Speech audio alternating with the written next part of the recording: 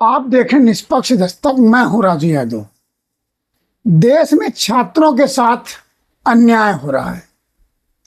NEET के paper leak हो जाता है, कहें एग्जाम से पहले ही कुछ बच्चों को पेपर रटा दिया जाता है और कुछ को ग्रेस मार्क दे दिया जाता है। लेकिन जो बच्चे संघर्ष करते हैं उनके संघर्ष पर विराम लगा दिया जाता है। ऐसे में हमारे यहाँ जो परीक्षा प्रणाली है काफी शिथिल है। जो बच्चे नीट पास कर देश का बीमार का इलाज करते, आज वो खुद बीमार हो रहे हैं। इतने साक्ष्यों, इतने गवाहों, इतने धरनों के बावजूद भी सरकार के कान में जू नहीं रेंग रहा है। आखिर युवा बच्चों के साथ, युवा भारत के साथ कब तक होगा खिलवाड़? राजनीति भी हो रही है, कूटनीति भी रची जा रही है, लेकिन कहीं ना कहीं इस पर बड़े बड़े संस्थानों का भी हाथ है और साथ है। कहने को कहा जाता है जब लक्ष्मी जी आ ही जाती हैं तो सरस्वती जी ऊपर हो जाती हैं, और दोनों का एक साथ रहना बड़ा मुश्किल होता है। वही हो रहा है। एक तरफ सुप्रीम कोर्ट डिसीजन देता है काउंसलिंग हो सकती है, विराम नहीं लगेगा, लेकिन जो परीक्षा ही संशय में है, अधर में है, उस पर काउंसलिंग आखिर क्यों? वहीं क्षेत्रीय राजनीति करने में भी जुट गए हैं। समाजवादी छात्र सभा नीट के खिलाफ प्रदर्शन करने में लगी है।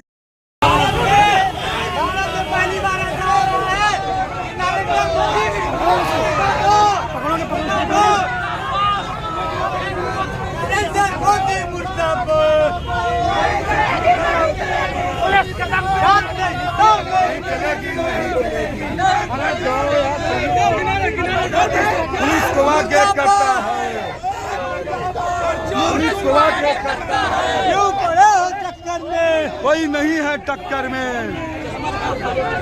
जिस तरीके से संविधान को, लोकतंत्र को खतरा है, उस तरीके से मोदी का पैदाइशी बीमारी है। धर्मेंद्र प्रधान जैसा शिक्षा माफिया तुरंत इस्तीफा दे। नैतिकता के आधार पर गुंडागर्दी है। ये देखिए, ये पुलिस प्रशासन की गुंडागर्दी है। जबरदस्ती मेरा सेट मारते हुए हमको जो है कि गाड़ी में भरने का काम किया है, मारते हुए काम किया है। ये मोदी नहीं मदारी है, इसको झूठ बोलने का पैदाइशी बीमारी है। इनकलाब मोदी को तुरंत नैतिकता के आधार पर इस्तीफा देना चाहिए।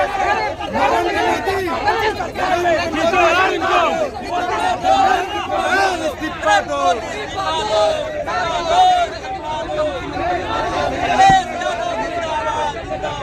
पुलिस प्रशासन के साथ ही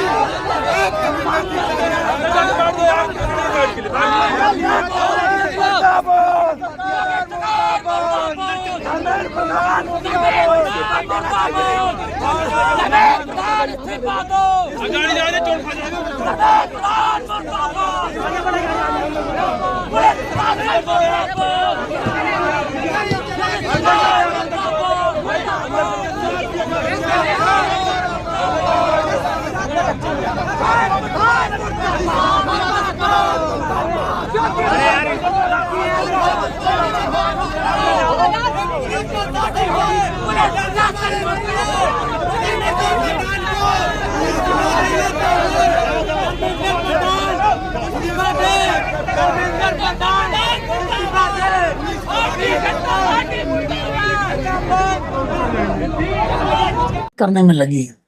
कांग्रेस इस मौके को हाथ से छोड़ना नहीं चाह रही। योगी सरकार भी परीक्षा पर सख्त कानून बनाने की पॉलिसी बना रही है और कह रही है प्रिंटिंग प्रेस पर सख्त नजर होगी, चारों तरफ सीसीटीवी कैमरे लगेंगे और उसकी रिकॉर्डिंग भी 1 वर्ष तक रखनी होगी। और योगी सरकार पेपर लीक पर कड़ा और सख्त कानून बनाने जा रही है। वहीं कांग्रेस कहती है कि सरकार में बहुत सी परीक्षाएं हुई, चाहे फिर वो पुलिस भर्ती की हो, नीट की हो, नेट की हो, कई सारी परीक्षाएं निरस्त कर दी जाती हैं। अर्थात सरकार का मन ही नहीं है रोजगार देने का, और परीक्षा या फॉर्म निकाल कर सरकार सिर्फ राजस्व एकत्रित करता है। अगर सामान्य दृष्टि से देखा जाए तो एक फॉर्म भरने में लगभग 2500 का खर्चा आता है।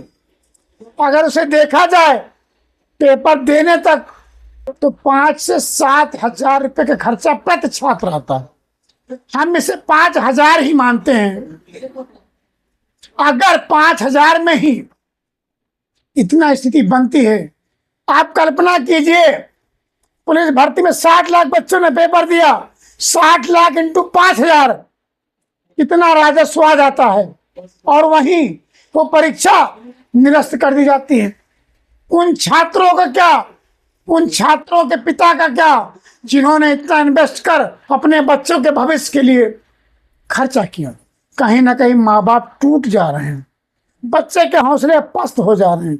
अर्थात नीट पेपर से जो बच्चे डॉक्टर बनना चाह रहे थे, आज वो बीमार बन रहे हैं, कुछ आत्महत्या कर रहे हैं।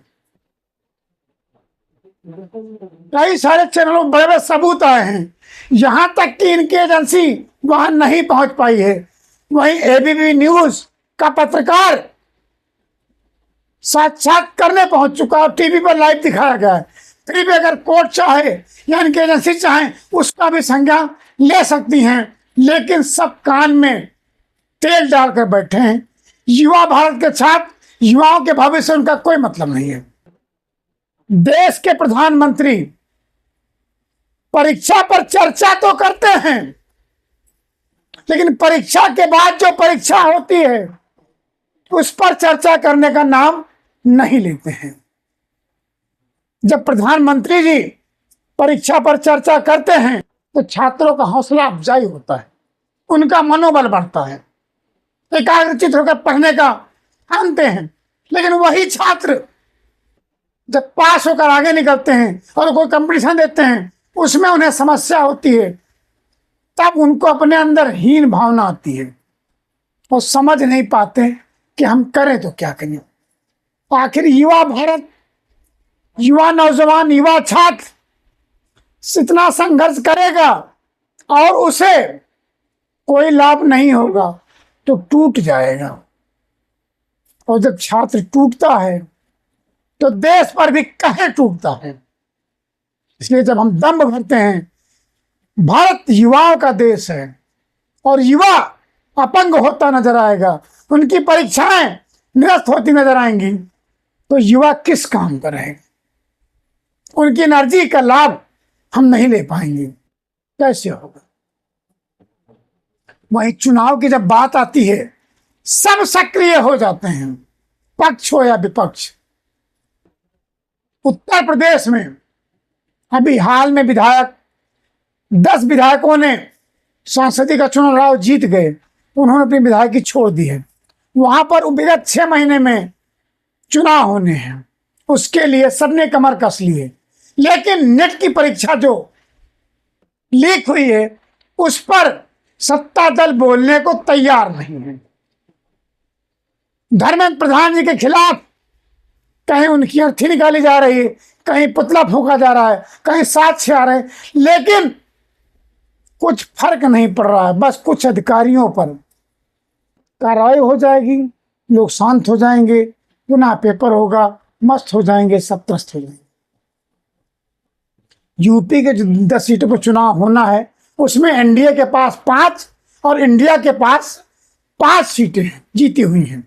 सपा 5 सीटें, भाजपा 3, निषाद पार्टी 1 और आरएलडी के पास 1 सीट है। इन पर तो सभी एकजुट हैं, लेकिन नीट पर न निषाद पार्टी बोल रही, न आरएलडी बोल रही, और सत्ता दल की भाजपा तो भाजपा है ही है, उसी को कार्रवाई करना है। लेकिन युवा छात्रों के भविष्य से किसी का कोई लेना देना नहीं है। पूर्वांचल में समाजवादी पार्टी कांग्रेस को प्रवेश देना पसंद नहीं करना चाह रही। जाटलैंड में वो 2 सीटें दे सकती है।